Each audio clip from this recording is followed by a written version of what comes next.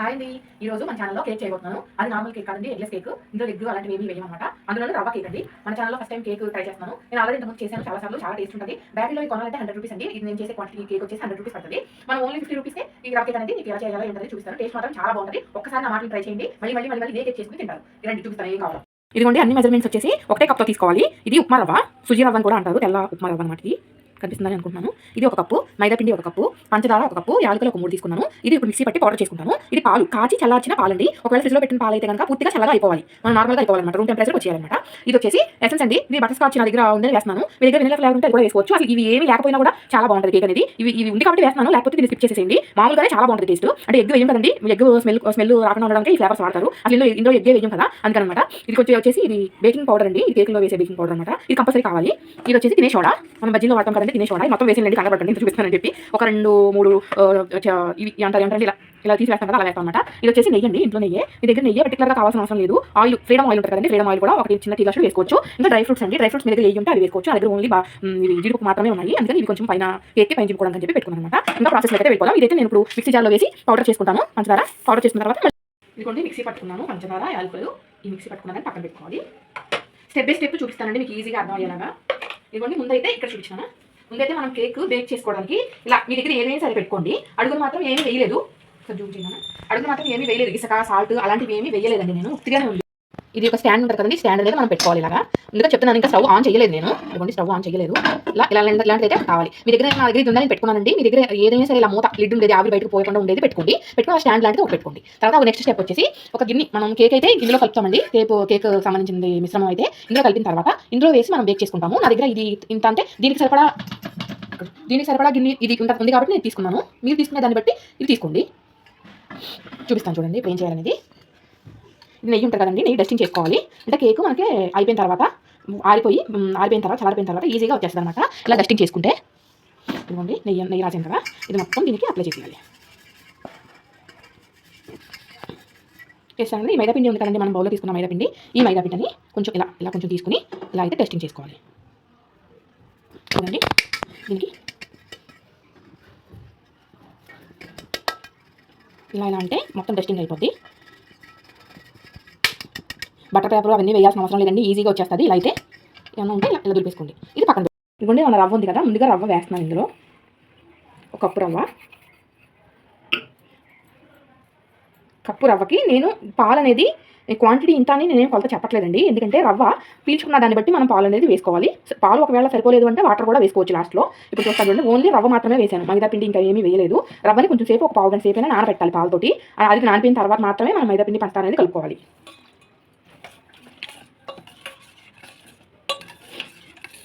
ఇదిగోండి ఇలా వేసాను కదా. ఇలా వేసింది ఇప్పుడు కొంచెం జారుగా ఉంది కదండి. ఒక్క పావు గంట మనం రెస్ట్ ఇస్తాం కదా. ఆ రెస్ట్ ఇచ్చిన తర్వాత చూపిస్తాను మీకు. మొత్తం రవ్వంతా పాలని కొంచెం టైట్ అవుతుంది. పీల్ చేసుకుని టైట్ అయిపోతుంది. తర్వాత ఒక పావు గంట సేపు పక్కన పెట్టేసి ఉంచాలన్నమాట. ఇలా పక్కన పెట్టేయండి. మొత్తం కలిపేసుకున్నాం కదా. ఇప్పుడు దీన్ని ఈ గిన్నెలోకి అయితే వేసేద్దాం మొత్తం అంతా. ఇదిగోండి పావు గంట సేపు నానబెట్టాం కదా. ఇప్పుడు ఎలా ఉందో చూపిస్తున్నాను. తీసి చూడండి. జీడిపప్పులు కొంచెం టై కొట్టినేస్తున్నారండి. ఇదిగోండి నానిపోయింది రవ్వ అంతా. ఇదిగోండి చూసారా ఇందాక ఎలా ఉంది కన్సిస్టెన్సీ. ఇప్పుడు ఎలా ఉందో చూసారా. ఇది బాగా గట్టిదనం అనేది పీల్ చేసుకుందాం అన్నమాట రవ్వ ఇలాగా. ఇప్పుడు ఇందులో ఏమేమి వేయాలంటే ఇది తినే సోడా అండి. ఇది తినే సోడా ఒక 1/2 టీ స్పూన్ వేస్తున్నాను. ఇదేమో బేకింగ్ సోడా ఒక ఫుల్ టీ స్పూన్ అయితే వేస్తున్నాను. బేకింగ్ పౌడర్ అండి ఇది ఏ ఫ్యాన్సీ షాప్లో కిరాణా షాప్లో అయినా దొరుకుతుంది ఇప్పుడు అవైలబుల్గా. ఇది వచ్చేసి ఎసెన్స్ అనమాట. బటర్ స్కాచ్ చెప్పాను కదా ఇందాక. ఇది లేకపోయినా ఏమీ అవ్వదండి. ఎందుకంటే యాలకుల పొడి వేసాను కదా. కమ్మగా అయితే మనకి ఫ్లేవర్ అయితే వచ్చేస్తుంది. నేను ఒక 1/2 టీ స్పూన్ అయితే ఇది వాడాను ఉంది కదా అని చెప్పి. లేకపోతే స్కిప్ చేసేయండి. నెయ్యి అండి ఇంకా మీ ఇష్టం. ఇది ఎంత వేసుకుంటే అంత ఫ్లేవర్ అంత కమ్మగా అయితే ఉంటుంది. ఒకవేళ నెయ్యి లేదు అనుకుంటే చెప్పాను కదండి ఫ్రీడమ్ ఆయిల్ ఒక చిన్న టీ గ్లాసులు అయితే వేసుకోండి. ఫ్లఫీగా వస్తుంది అనమాట కేక్ అనేది. నేను నా దగ్గర నెయ్యి ఉంది కదా అని చెప్పి నేను ఫ్లఫీగా కమ్మగా ఉండడం కోసం పోస్తున్నాను అనమాట. ఇదిగోండి పంచదార పొడిని చేసుకుని పెట్టుకున్నాను కదండి.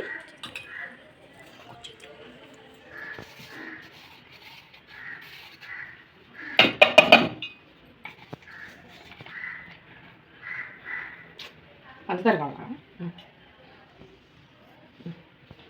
ఇది మైదా పిండి.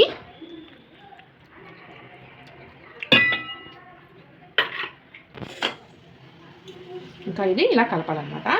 ఇలా ఎలా పడితే అలా కలపకూడదండి దీన్ని. ఓన్లీ వన్ వేలోనే ఇలా కలపాలన్నమాట. నేను చూపిస్తున్నాను కదండి ఇలా.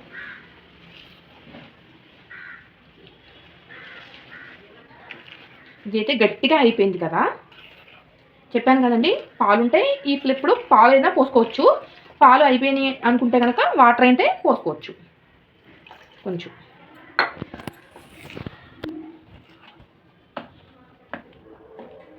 ఉండలు లేకుండా బాగా అయితే కలుపుకోవాలి.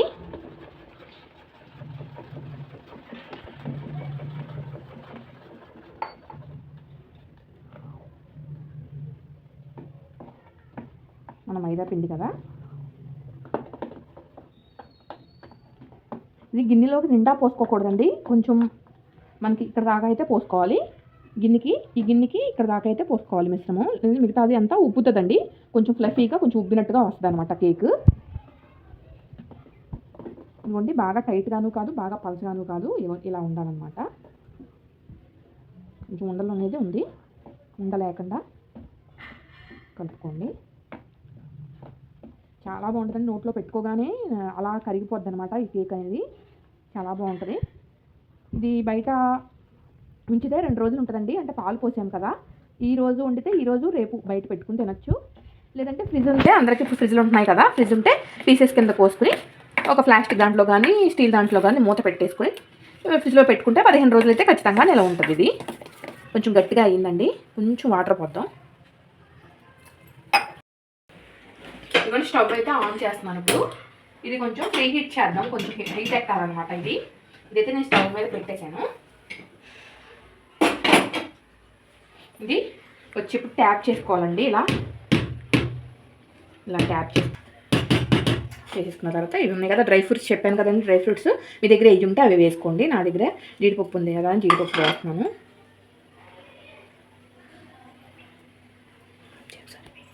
నా దగ్గర ఇవి కూడా ఉన్నాయండి, ఇవి కూడా వేస్తున్నాను.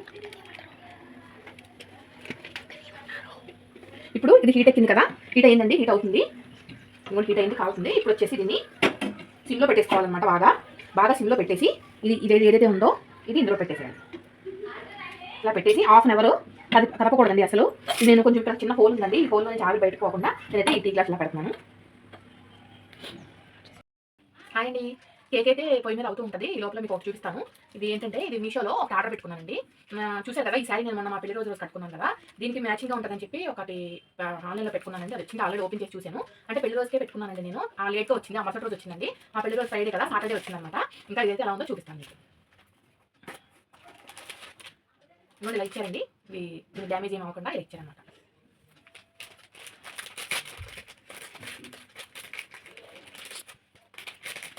ఇయర్ రింగ్స్ అండి, ఇది శారీకి మ్యాచింగ్గా ఉంటాయని చెప్పి గ్రీన్ కలర్వి నేను బుక్ చేసుకున్నాను. పెట్టుకుని చూపిస్తాను. ఇదిగోండి నెక్లెస్ అండి, ఇది ఆర్డర్ పెట్టుకున్నాను, నాకు నచ్చి. ఇది పెట్టుకుని చూపిస్తాను ఎలా ఉందో ఏంటో. శారీ మీదకి మ్యాచ్ అవుతుందని పెట్టుకున్నాను. కానీ మా పెళ్లి రోజు రాలేదండి, ఇది సాటర్డే రోజు వచ్చింది, ఫ్రైడే రోజు రాలేదు. దీని కాస్ట్ అయితే 160 రూపీస్ ఉందండి. 160 రూపీస్ ఉంటే అది ఆన్లైన్ పేమెంట్ చేస్తే ఒక 20 రూపీస్ అయితే నాకు తగ్గింది. ఇది 49 రూపీస్ ఎంత పడిందండి. ఇది ఆన్లైన్ పేమెంట్ గూగుల్ పే చేశాను అనమాట. 149 రూపీస్కి వచ్చిందనమాట. ఇది ఫ్రీ ఛార్జెస్ అండి, ఏమి షిఫ్టింగ్ ఛార్జెస్ ఏమి తీసుకోలేదు. అతను అడ్జస్ట్ చేశాను ఒకసారి. ఇదిగోండి, ఇది కొంచెం ఎంత అడ్జస్ట్ కావాలంటే అంత అడ్జస్ట్ చేయొచ్చు. బాగుందా ఈ ఇయర్ రింగ్స్ అండి. ఇది మీరు కూడా ఆన్లైన్లో కనుక పెట్టుకుంటే కనుక కింద డిస్క్రిప్షన్లో దీని లింక్ ఇస్తాను, మీషోకి సంబంధించిన లింక్ ఇస్తాను. దీనికి సంబంధించిన లింక్ క్లిక్ చేయండి. దీని రేట్ అది చూసుకుని తీసుకోండి మీరు కూడా, నచ్చితే కనుక. ఇందులో కలర్స్ ఉన్నాయండి, 2 కలర్స్, పింక్ గ్రీన్ 2 ఉన్నాయండి. ఏ కలర్ కావాలంటే ఆ colour. Sari pink colour sari ఉందనుకోండి, పింక్ కలర్ అంటే పెట్టుకోవచ్చు. నేను కొంచెం లూజ్ చేసి కొంచెం కింద పెడుతున్నాను. ఇది అడ్జస్ట్మెంట్ అండి, వెనకాల ఒక థ్రెడ్ ఇచ్చాడు, థ్రెడ్ ఇచ్చి పోస్ట్ టైప్ కింద ఇచ్చారనమాట. బాగానే ఉన్నాయండి ప్రస్తుతానికి. రాళ్ళైతే అంటే వాడచ్చండి, 150 రూపాయలకి ఏమొస్తాయి చెప్పండి. అది ఇదే షాప్లో అయితే కనుక అసలు ఒక రూపాయి కూడా తగ్గరండి. వాళ్ళు ఒక 600-700 చెప్పినా ఆశ్చర్యపోవాల్సిన అవసరం లేదు. ఎందుకంటే నాకు ఇలాంటి అంటే చాలా ఇష్టము. ఇలా వెరైటీస్లో పెట్టుకోవాలంటే నేను కొంటూ ఉంటాను కదా, నాకు తెలుసు. ఇదైతే షాప్లో అయితే మామూలుగా 1 గ్రామ్ షాప్ ఉంటుంది కదండి, 1 గ్రామ్ ఇమిటేషన్ జ్యువెలరీ ఉంటుంది కదండి, ఇమిటేషన్ జ్యువెలరీ. ఆ ఇమిటేషన్ జ్యువెలరీ షాప్లో అయితే 1800 అలా కూడా ఉంటుంది అనమాట. ఇది కేవలం నాకు 149 రూపాయలకి మీషోలో వచ్చింది. మీకు కూడా నచ్చితే కనుక డిస్క్రిప్షన్లో లింక్ ఇస్తాను, తప్పకుండా వెళ్ళి క్లిక్ చేసి తీసుకోండి. బాగుందా, ఎలా ఉందో కామెంట్ చేయండి. ఇది తప్పకుండా. ఓకేనండి. బాయ్. మన రవ్వ కేక్ అయితే రెడీ అయిపోయిందండి. ఇది పూర్తిగా చల్లారిపోయిన తర్వాత మనం తీసుకోవాలి. ముందు ఇలా ఒక చాకుతో ముందంతా సైడ్స్ ఇలా అనుకుని ఒక ప్లేట్‌లో ఇలా తిరిగేస్తే చూసారండి ఎంత పర్ఫెక్ట్‌గా బటర్ పేపర్ వేయకుండా చక్కగా కొంచెం కూడా అంటుకోకుండా వచ్చేసిందో. కాకపోతే ఇదంతా చల్లగా అయిపోయిన తర్వాత మాత్రమే చేయాలండి. ఇంకా మా పిల్లలైతే ఇంకా ఆకలేసేస్తుంది పీస్ కింద కట్ చేయమని అంటున్నారండి. ఇదిగోండి కట్ చేసేసాను. ఇదైతే చెప్పాను కదండీ 2 రోజులైతే బయటుంటది. పాలు కలిపాం కదండీ! అందుకని ఫ్రిడ్జ్‌లో పెడితే మాత్రం 15 రోజులుంటది. మీరు కూడా ఒక్కసారి ఈ రవ్వ కేక్ ట్రై చేయండి తప్పనిసరిగా. మన ఛానల్‌ని సబ్స్క్రైబ్ చేయండి. బాయ్.